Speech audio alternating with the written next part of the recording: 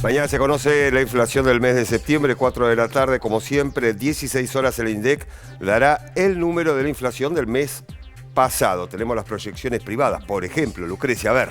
Así es, Pablo. La pregunta es si mañana la inflación va a perforar o no el piso del 4% en el que se mantiene hace ya 3 meses. Bien, vos lo decías, tenemos acá cuáles son las proyecciones que tienen los privados, las proyecciones que se revelaron en el relevamiento de expectativas de mercado que realiza el Banco Central de la República Argentina. Ahí lo estás viendo en pantalla. Los privados confían en el optimismo que tiene el gobierno de que la inflación en septiembre va a ser del 3,5%. De confirmarse ese dato, si lo miramos respecto al mes de agosto, donde la inflación fue del 4,2%, estaríamos hablando de una desaceleración de 0,7 puntos porcentuales.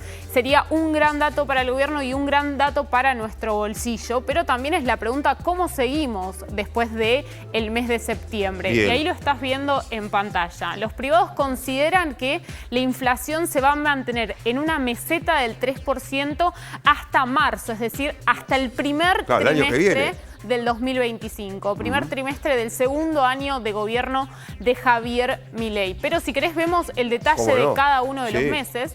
En el mes de octubre consideran que la inflación va a ser del 3,4%, es decir, la inflación va a seguir desacelerando, pero a un menor ritmo.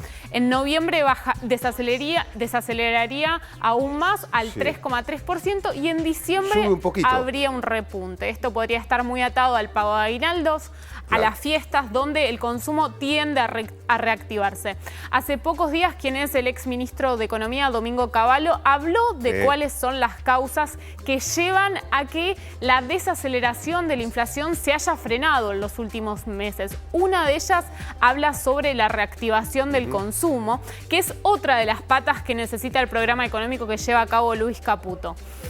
Luego, en enero, la inflación bajaría a 3,4%, en febrero a 3,3% y recién en marzo estaríamos hablando de un número redondo, un 3%. Pero vamos a ver cuáles son las proyecciones que tiene el propio gobierno para el cierre de este 2024 y para lo largo de todo el mandato. Hasta acá vimos lo privado. Ahora vemos lo que está pensando el gobierno de lo que va a pasar con los números. Ahora vemos la otra postura, la postura que tiene el gobierno. Esta postura se expuso durante el proyecto de presupuesto 2025 que a lo largo de esta semana comenzó a debatirse en las comisiones del Congreso.